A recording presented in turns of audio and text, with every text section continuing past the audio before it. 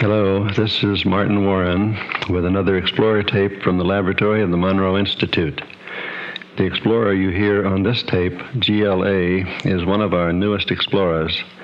She channels an energy that tells us we may call it Eku, a name that Eku says will remind us of our word echo, meaning that which goes out comes back. Eku likes to represent that thought to us. We truly enjoy conversations with this new non-physical friend because of the clear and concise information it shares with us. That allows us, as you will hear, to cover a lot of ground in any single session. The monitor of the first session you'll hear is Marie Coble, who is herself a seasoned explorer. Marie begins with a question on the personal development of the individual and later asks for information on the process of channeling and personal guidance. We've been discussing quite a few subjects, and each one of them we can go off in many directions. I tend to think the one dealing with the personal development of the individual seems most important. Do you agree with that? Yes, that is always most important for each individual. Thank you. As we get on the road to clearing ourselves and expanding our consciousness, we're faced with many new problems. One of the problems is trying to differentiate between that which is a normal phenomena and that which is called magic. Could you explain this, please? It is all really magic. All of it. That you consider normal is only that portion that you have been trained to pay attention to. There is much that goes on that you do not recognize and are not aware of. These then become magical. They become miracle because you do not know them well. However, if you simply become aware of even one more voice within your system, then this will no longer become magical or a miracle, and you will see it as something that is normal. Of course, what happens at the beginning is that there is much doubt. Doubt is the one thing that can prevent each individual from going further and hearing more and more. Doubt is something that is used from your normal or from your everyday kind of awareness in order to not pay attention to other things than those that you have been trained to understand. Doubt is a defensive mechanism to keep order. Doubt can be trained to stay away and to allow these new voices, this new information to come forth. Thank you very much. That is clear. I would like your ideas on the attitudes on the earth. So far now we have met you, we are experiencing conversation with you, and to admit that there are energies such as you on the earth plane automatically brings into focus the possibility of entities or energies entering in that would not be pleasant. Could you differentiate or explain to us what this so-called earthbound energies and possession Would you talk about this, please? Certainly. The so-called possession attitude, the person who seemingly has taken in another entity, is someone who has disallowed, who has abandoned a portion of himself to another energy state. Perhaps it is, for instance, someone who has learned that certain thoughts, certain kinds of feelings are not acceptable and must be turned away from. These thoughts and feelings become an entity and are abandoned by the individual. At some point, the abandoned portions will constantly attempt to reunite with the portion that they see as their leader. And when this happens, the person then experiences picking up or harboring something that is foreign. However, this is not foreign, but simply that which has been previously abandoned. This is one such example, and is the type of thing that happens most frequently. There are those also that hear voices, and these voices may tell them that they must kill themselves, for instance. Again, this is a portion of the personality that is denied union with the whole. And because this tends to be very often those responses and thoughts that are filled with anger, these then come back and want to be reunited, and so will tell the entity to kill themselves. This is the major portion of what is called possession. Thank you. If then an individual finds oneself thinking detrimental thoughts, then they should look for this within themselves rather than think that they are being possessed by, quote, an outside entity. Yes, within your plane there is a duality. This is part of the physical experience, so that as long as there is good on the one hand, there is anger and bad on the other. This also includes fears and repressions and all that is considered to be negative. These thoughts, these feelings flow through one just as the good feelings flow. These should simply be allowed to flow. To stop them at any point, to say, go away, I do not want you, to abandon them is to create a pocket of these negative feelings that will build up and create perhaps an individual's own private little monster.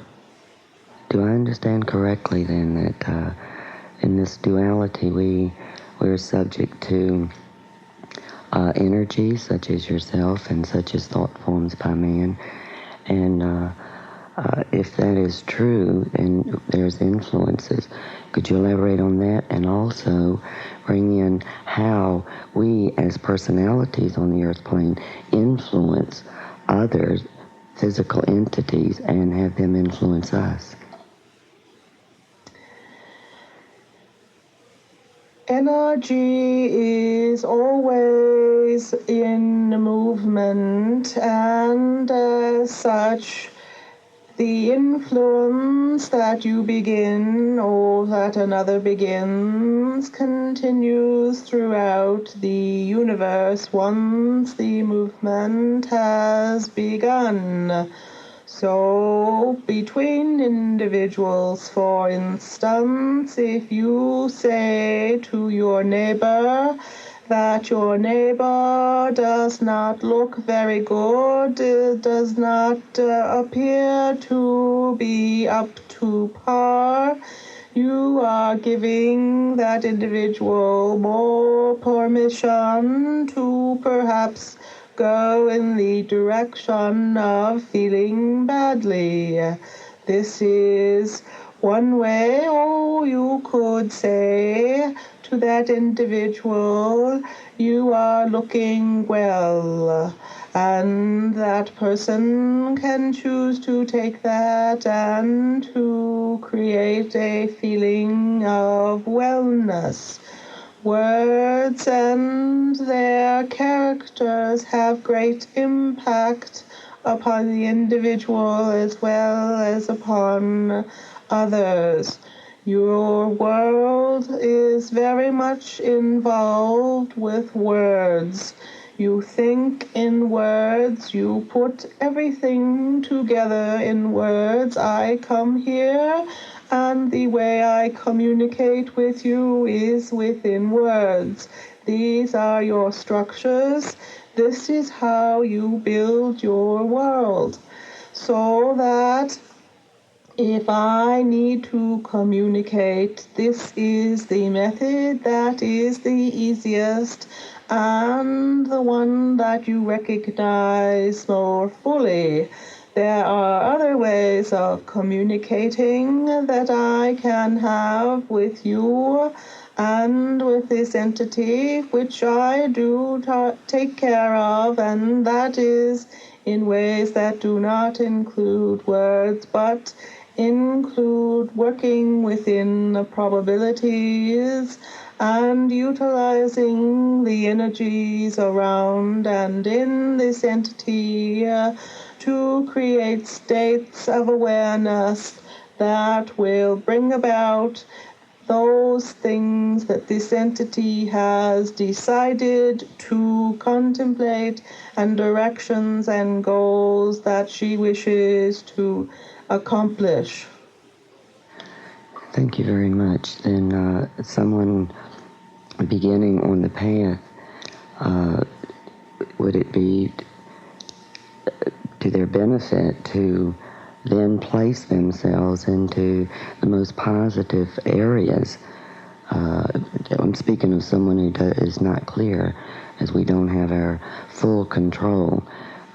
Would that be one way to do it, to place ourselves in positive atmospheres? Absolutely. That is really showing yourself that you value who you are and that you deserve and are worthy of being in what is good, what is pleasant, what it is that is feeling good for the person. That is an excellent message to give to yourself. It is an excellent remedy when you are feeling badly, when you think that perhaps you're not doing as well as you would like, when you bring in those doubts and begin to beat yourselves with those kinds of words, to say, well, I am worthy, and to take yourself off into an environment that tells you that you are good. That is one way if you are not able to control those thoughts and to build and change your internal environment. I would like to ask your opinion on methods that have been derived here on the earth planes about, for shortcuts. I think that's the word for it.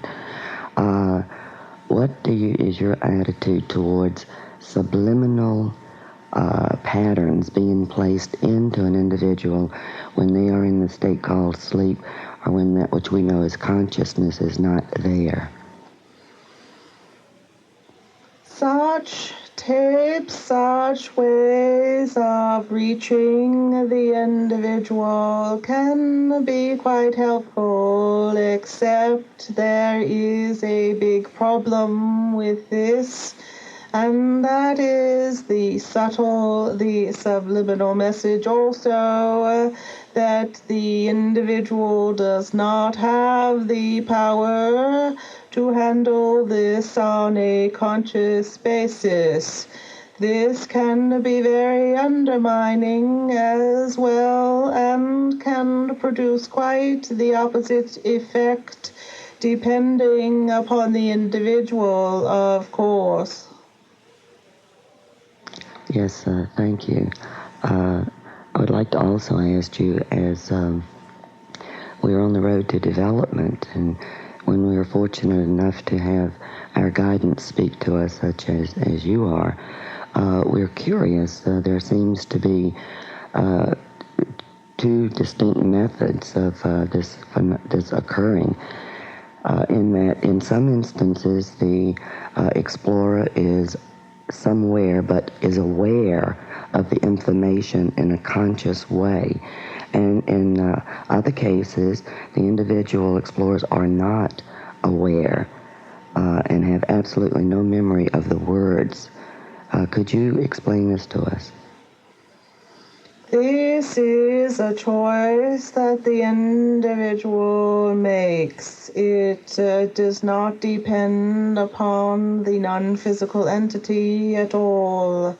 The physical entity might feel that to stay away, to not hear, to not participate in a conscious way means that what happens, the transmission, for instance, has more validity than when the individual stays around to hear and to take in consciously what is happening.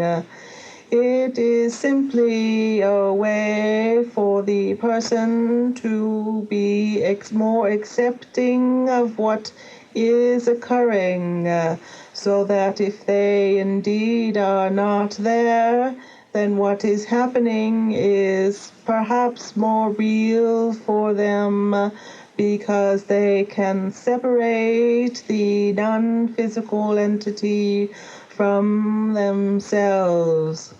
But I would like to ask one question on that.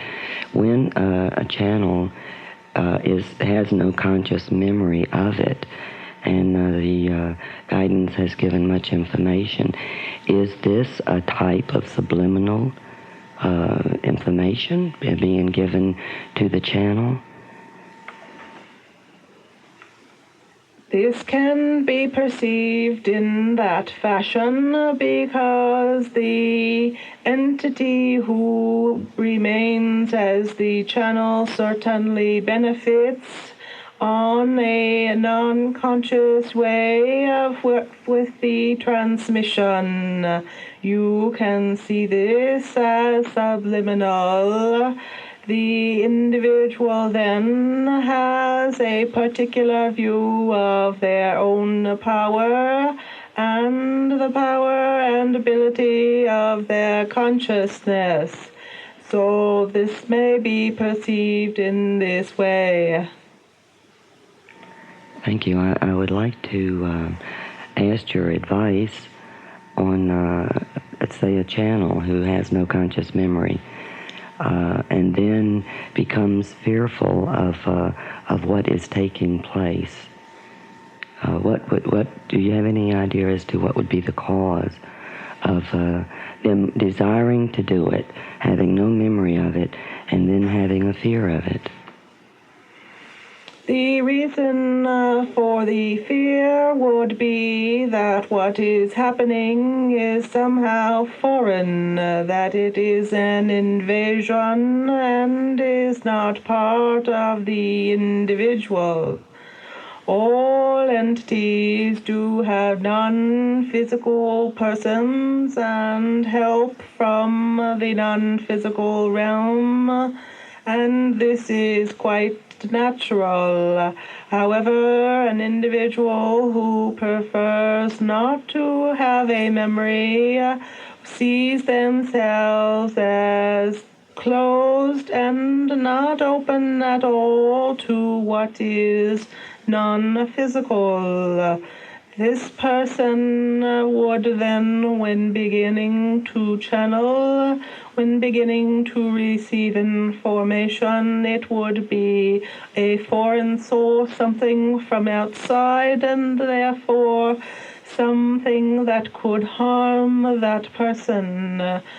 Then fear takes place, and then the body itself would take this on, and problems would automatically ensue. Do you have any suggestions as to what an individual in this position, what steps that they could take to work this problem out? The first step would be for this person to begin to see himself as open to the universe, to feel the energy flow through the entire body, that this is a normal process, and that feels very good.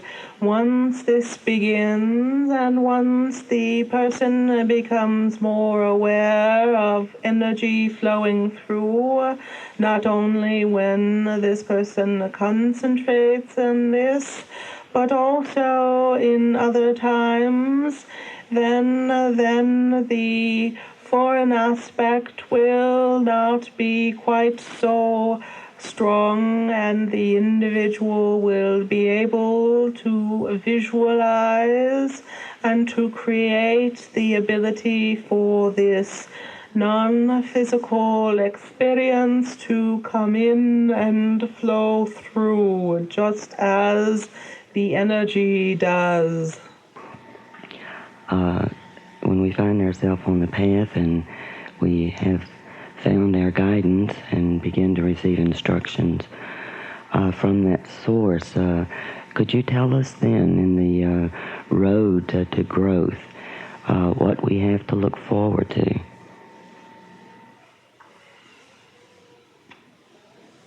Yes, indeed, there is much to look forward to. The ability to take on your world more and more, to create on a conscious level those attitudes, those physical kinds of realities.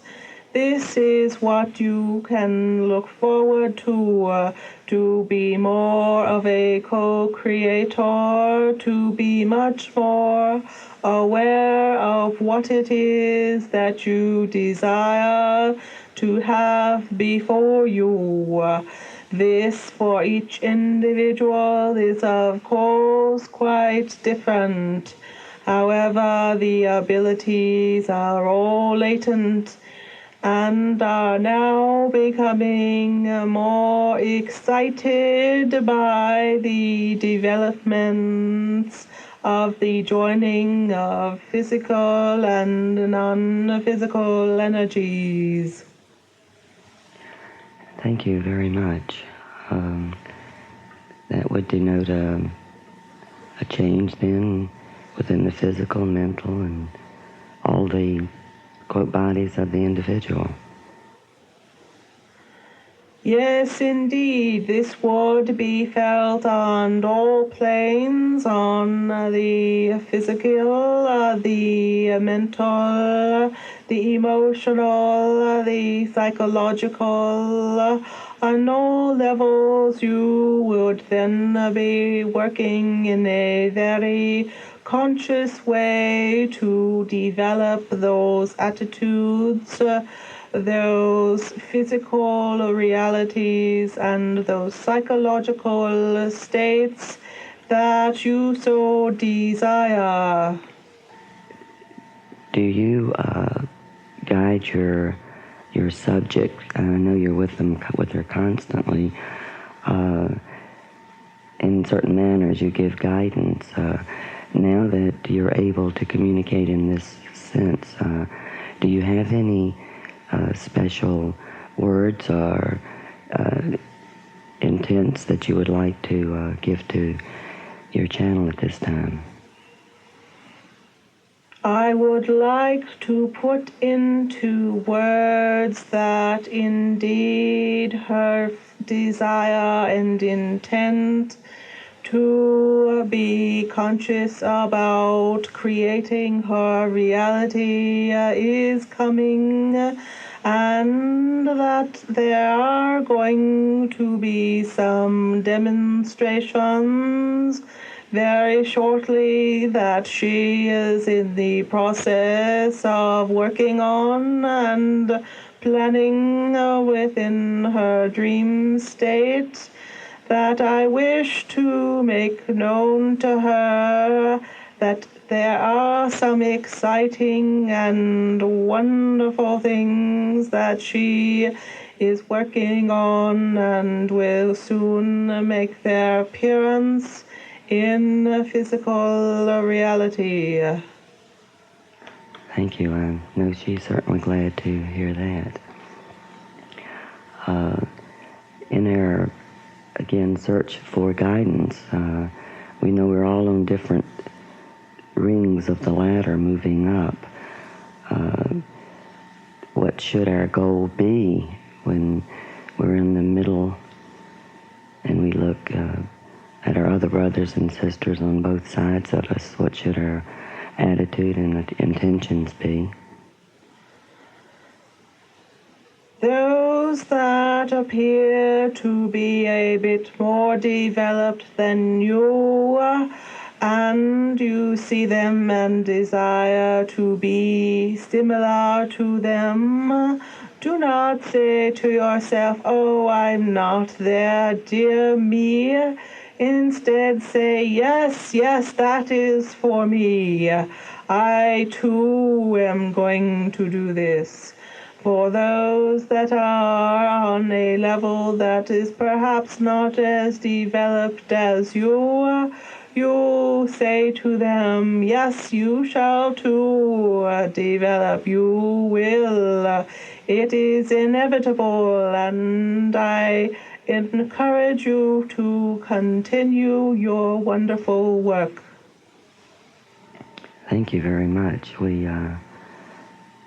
Is it possible for us to visualize a world where every individual is, quote, a channel?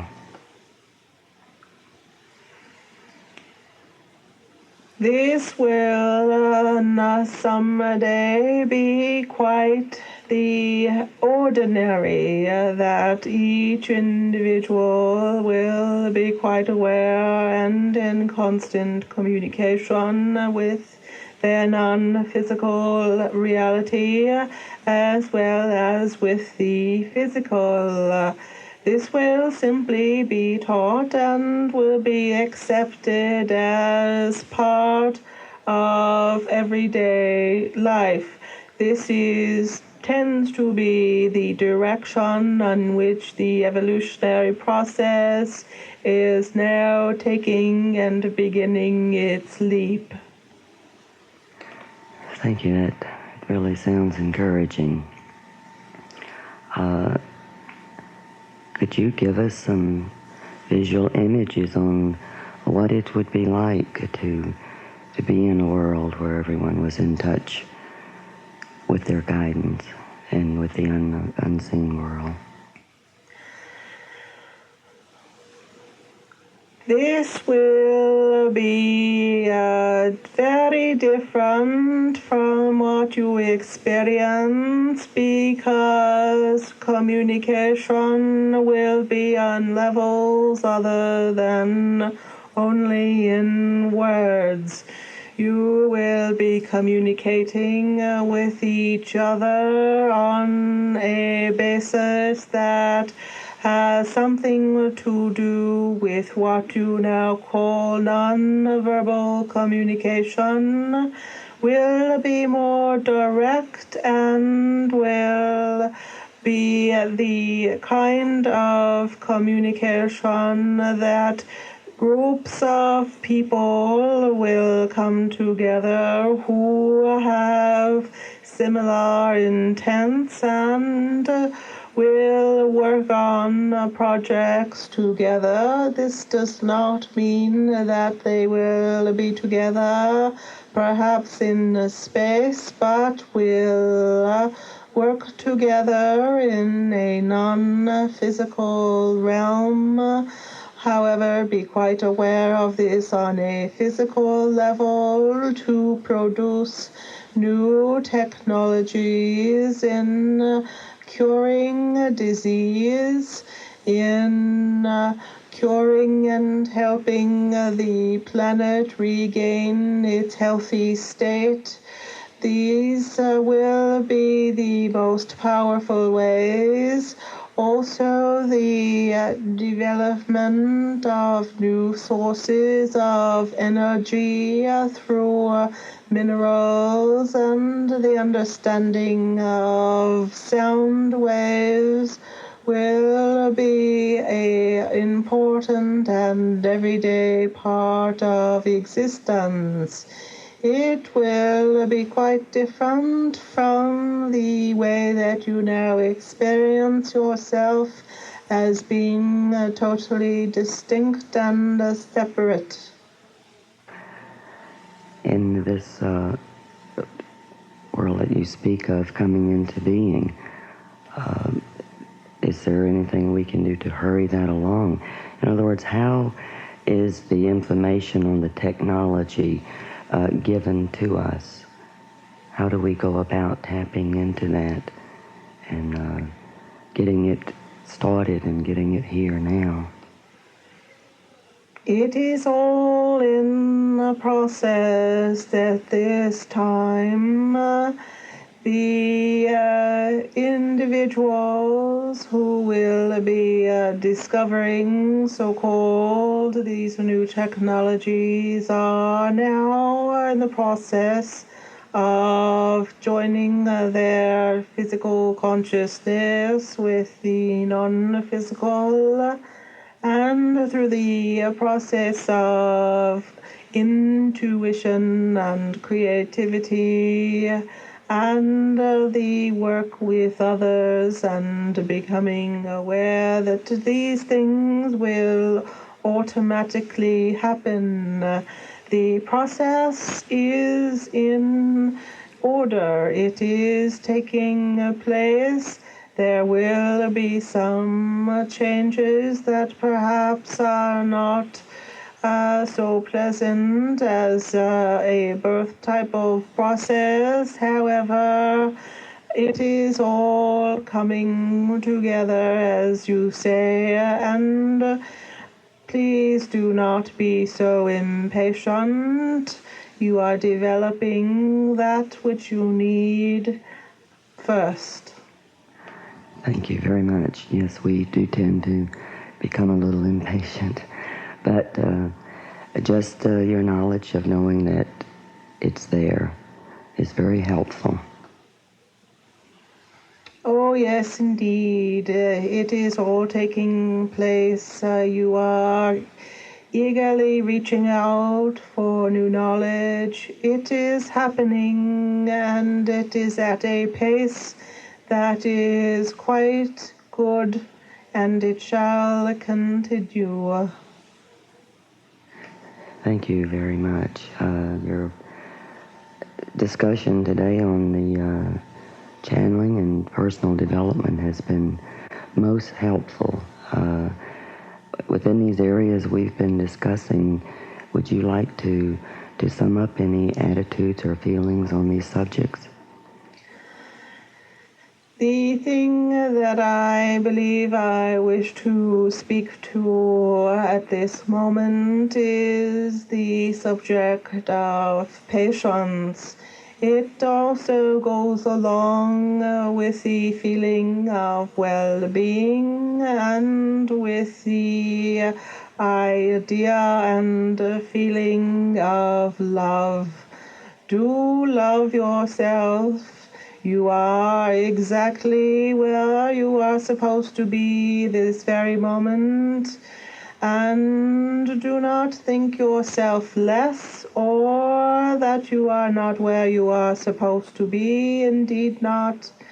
Love yourself now. You are exactly what you are supposed to be.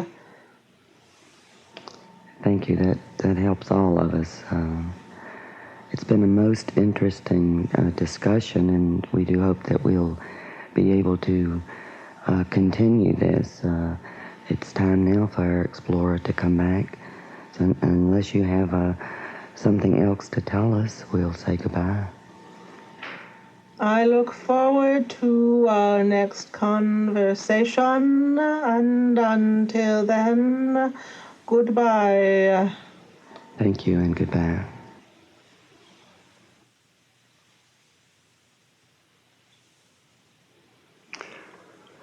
In another session with ECHU 2 days later, I begin with a line of questions on individual development, leading to some practical exercises for the individual.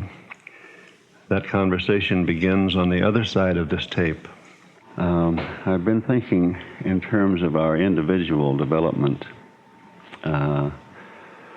which you spoke so well about it yesterday. We, each of us in our ways, are trying consciously to create a world according to our own best desires and intent for manifesting changes. And this, can you speak to this in terms of the concept of time? When we pray, we're talking about the future, and when we pattern with our consciousness, we're talking about the future. What is our relationship to this ability that we feel is within our grasp to learn and understand?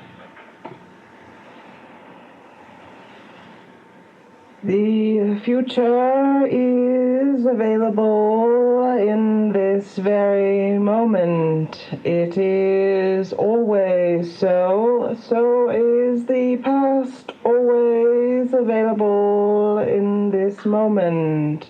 We all practice our lives as a spout, as a fountain out of the moment, and it goes out into what is experienced here as a time flow out into the future.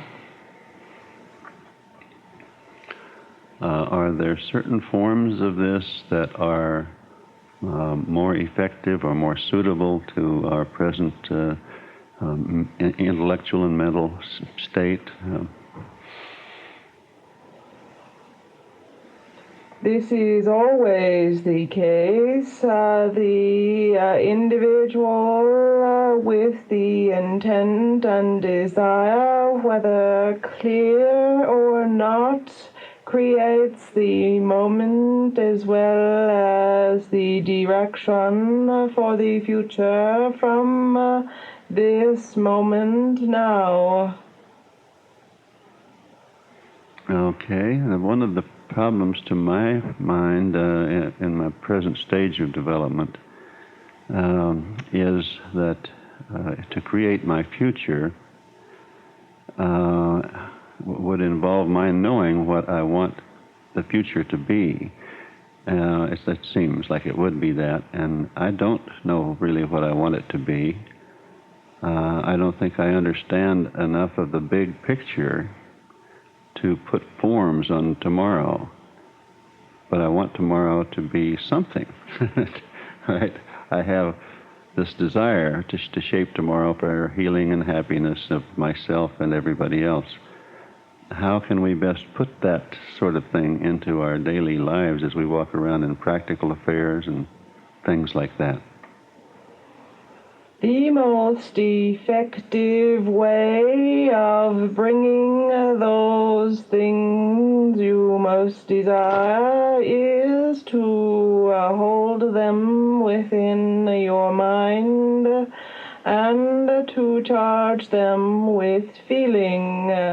The overall ideas such as love, such as healing that you mention are excellent ones to hold within your frame of consciousness, and to add to this your desire for this to occur.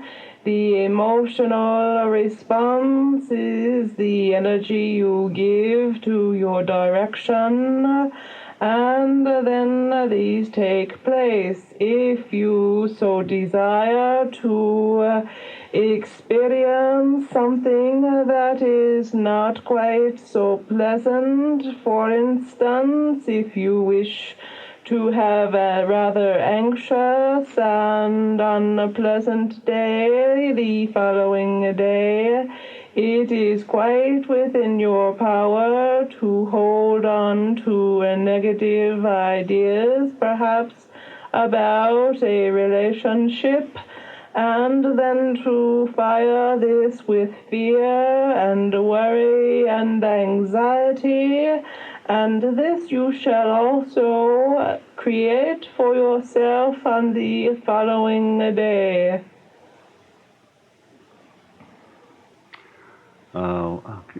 From where you see us in your understanding, can you talk about the causes or the reasons why it is so hard for many individuals to release all of their fears and doubts so that when they are practicing accepting what you've said and believing it as I do, and if I want to help another understand and believe it, is there any way we can help remove the doubts from those who seek to understand as you do and as you're teaching us to do? Each individual has their own level and complement and supply, shall we say, of their fears and doubts and such negative ideas and feelings. And each one of these must be worked out, must be wrestled with by the individual. It is only in this fashion that then the fear or the doubt begins to change. The individual cannot rely on any other individual to remove such things. It must be done within one's own self. That's very, very good for us to, I think, for me to have a firm understanding. We have encountered many problems in our desires to make a better future. We've encountered lots of problems in ourselves of thinking that we know best what is good for our brother, and therefore trying to influence him in some way to be this way or that way instead of some other way. You don't have a quick, easy formula for us to say, a magic mantra to get rid of that bugaboo in ourselves of thinking we know what's good for the other person? It seems that it is always easier to see what would work best for another. Our vision is not so clouded then by needs and desires and all the old patterns that are around. However, there is really no way of influencing another except through the channels and the process of energy that includes accepting and loving that individual without condition. That is really the most spectacular way of making that influence felt. That's a very, very clear statement of it, and it sharpens my clarity about it. I appreciate that. You have seemed to have some understanding of aspective energies, the non-physical aspects that move and become available in our personality and our intellect. Is this so? Yes, I am aware of such.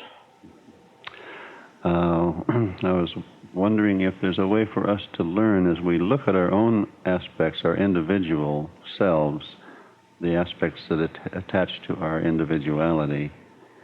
Is there a method of looking at them, a way in which we can identify one of those aspects to become the like the head butler or the person in charge of the whole household, so that the individual's consciousness can be free from all the practical details of trying to muck around in this physical place?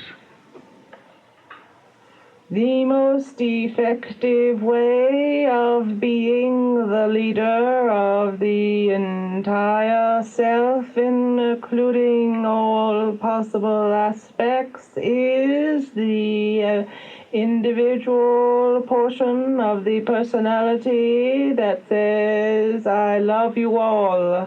You are all equal. You are all good. I love you all.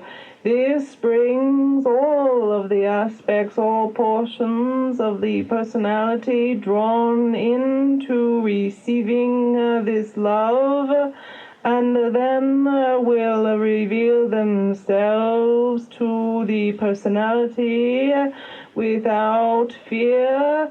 The trust is automatically there. Love is indeed the main, the most beneficial, the most practical way of achieving anything you desire. All right, and would it be helpful in this sort of work with ourselves, having identified and put in place an aspect of total loving and all of those attributes you described? Is it helpful for us to assign a name to that aspect for ourselves and an identity that we can talk with in a way of saying, now take care of everybody, and can we create that kind of a communication with a chief aspect of ourselves? That is a possibility. However, I would not suggest that be the primary way of taking care of this type of situation you describe. This love, this generation of energy is best suited to your everyday consciousness, to the portion of you that is in most control at any given time. Then would this be the aspect that we would fit when we think of our own identity? If I think I am, as I walk around in my grounded condition and say, who am I? I am Martin. That's my identity. But I'm wondering if there is a discrimination to be made between one's own central consciousness of identity, the I am, and the aspects that take care of are dealing with the illusions of the physical world around us that seem to be so solid and so limiting. The I am that I am is the portion of the self that is the most responsible for the entire person, both physical and non-physical. Everything is mediated through I am that I am. This is control central, shall we say? All right, and again, that's as clear a statement as I've ever encountered that. It helps me to understand it in a better, newer way.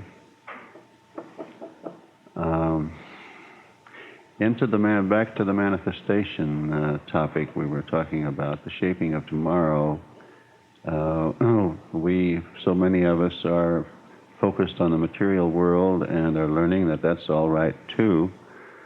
And we're focused on wanting manifested abundance of material things, and the money and the support and the security that leaves us free to feel free to be free. Is there any way you can help us of helping ourselves to move in a sense of abundance and strength of materiality as we move in materiality? Indeed, there has been for a very long time a perception that there is a limited amount of what is physical, just as there is a perception that there is a limited amount of what is spiritual or limited amount of energy. However, this is not the case at all. There is no limits here. It is only an expansion and a perception. The idea, the desire to have unlimited or abundance is quite acceptable. It is very well to hold that idea for all involved, that there is plenty around for everyone, that everyone can indeed live in abundance. For that is truly the case. Oh, this kind of news and information is so welcome to all of us. And it seems so easy for you to see. And we all want so much to see it as easily for ourselves in just our everyday lives. You have little ideas that you have all around you about what it is to live, what is reality, what it is that you can have. These ideas you have stored away ever since you became physical. The ideas that your parents, the people that were your peers as a youngster, are all involved here as well, so that you are limited only by what you have stored. And this is a process of unloading cleaning out all of the stored memories. It is always best to think of this not so much as a cleaning out, not so much as a difficult process, but these are all things that one can play with. These are little gifts that you have that make life very interesting. Look at them and love them. They give you much pleasure. We are we're sharpening up our abilities to see the power of thought and the power of mind as we see that physical laws don't apply in an absolute sense as we thought they did, and we learn how to walk on fire and we learn how to bend metal with our thoughts, and we want to learn more, which we're learning fast also in the healing area of looking into the ailments of the body and the disease entities and so forth, and seeing that they are also susceptible to our thoughts. They're created by our thoughts and can be banished by our thoughts. There's elements in our end that we do not know quite how to extend into that we're attracted to, such as control of space and time. Do you have any thoughts on that? Space and the movement of material through space is what creates the concept, what creates the experience of time. There is an experiment that you might try that would expand your experience of what time is and how you can manipulate it.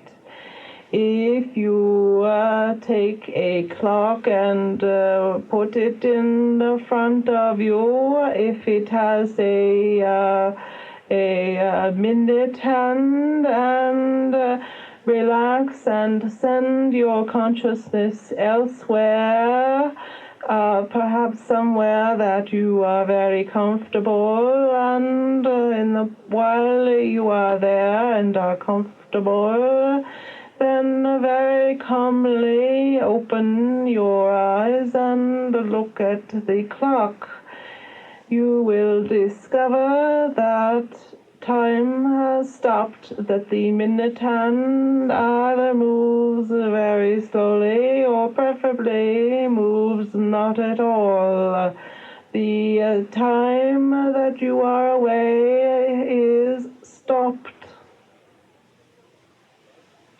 Yes, this would apply to the second hand as well, I would think, right? Yes. We will certainly experiment with our own selves in this beginning way. It's very helpful.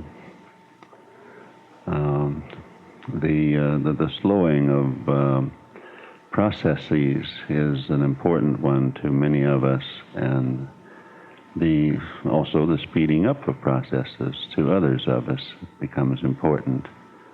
And I'm hearing that we can gain some control over this in the processes of life called aging or degeneration, but those processes may be reversible as well as any other phenomena.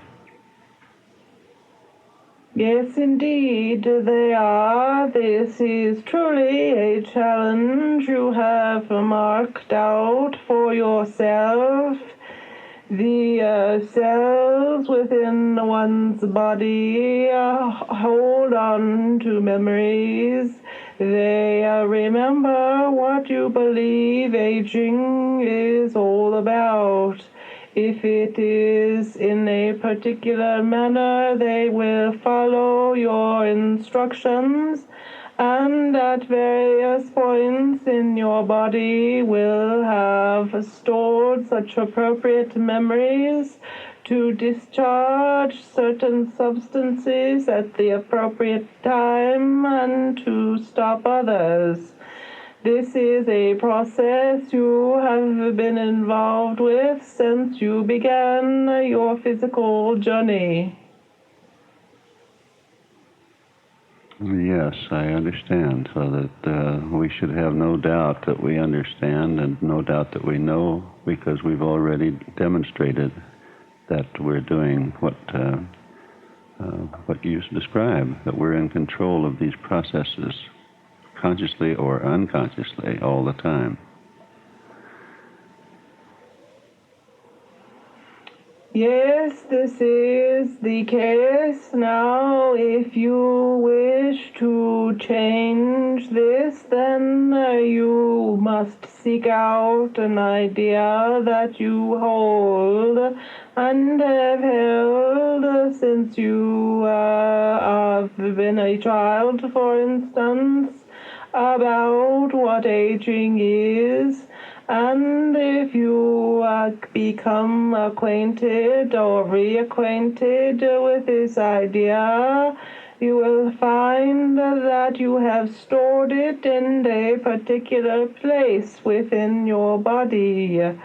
And if you find it there, you may coax it out. You may coax yourselves to release it, that it is no longer necessary, that they have done their duty, and it is time to change their job. Is there any clue that we would have, a recognition factor of how we would locate the specific area of the body? Maybe a different area for each individual, or is it the same? It would be different for each person. One technique to handle this would be to sit very comfortably and to put yourself into a trance state and to begin to ask yourself a specific question about a physical symptom or an idea that you wish to follow, and ask that idea, where that idea is in your body, that it signal you, that it itch or in some fashion let you know. Then you can begin working, releasing that portion through a massage is a very good technique. This can be self-massage, I would assume, as well as others if you can't reach the area yourself. Yes, it is. For some people, they would be better off again with someone else doing the massage. Or it is quite possible for you, especially in an altered state of trance state, perhaps, to make this release yourself.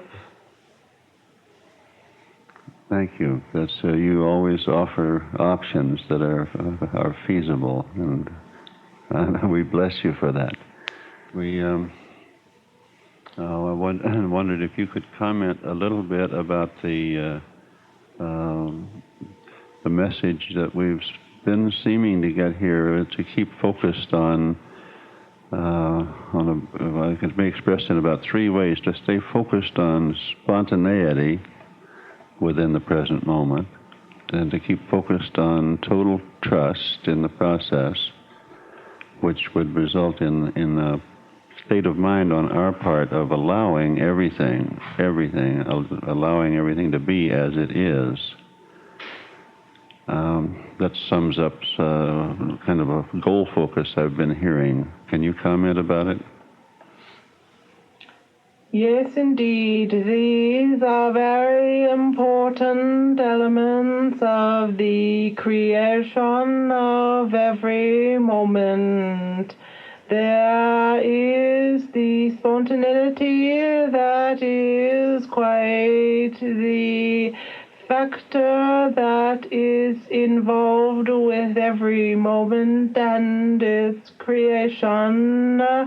Things are not planned, they occur according to all those involved at the moment of creation, and trust is an essential portion of living and of experiencing the feeling, the desire, the actual being of well-being, of love within this physical universe as well as in the non-physical. Thank you. That's very nicely put. Then it seemed to me that any individual who desires then to join this kind of condition and state that you describe, anyone can do it who is totally or almost totally free from fear and from doubt and from judgment. If those three things, any of them, are present, it seems to me they block an individual's ability to join the stream of evolution. Those are three things that are always great barriers when creating any given moment, any given time or relationship or any kind of energy building. The judgment is quite detrimental to bringing about anything more than what is currently acceptable. Ideas are very much always in a process, so that the freedom to change ideas, to allow them to change and unfold, is exceptionally an important process.